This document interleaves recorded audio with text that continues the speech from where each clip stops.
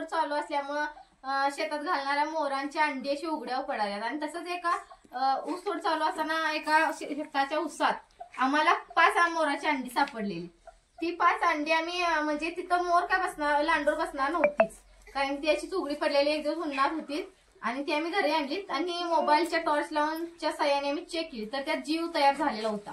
मग त्यातले एक अंड खराब होतं, 4 अंडी जीव तयार चांगली होती। म्हणून आता आम्ही आमच्या कोंबडीला ती आता रवणी बसवणार आहे आणि मागचे एक दाखवलेच आमच्या इथे एक पिल्ल आम्हाला असते एक अंड गावलेलं, तेव्हा आम्ही एक पिल्ल काढलेलं आणि आता ही बघूया काय काय करते कोंबडी। आता ही अंडी आहे तिथं, आता ही टोचणार नाही।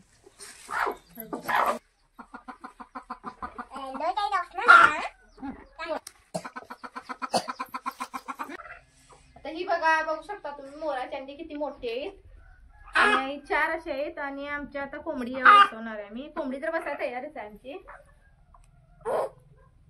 मोराच्या अंड्यातून पिल्ली यायला 25 दिवस लागतात आणि आता तयार असल्यामुळे बघूया आता किती दिवसात येतात। आधी त्यात थोडी तयार झालेली जीव होताच, मग आता आमच्यात किती दिवस लागतात तुम्हाला दाखवीनच आले।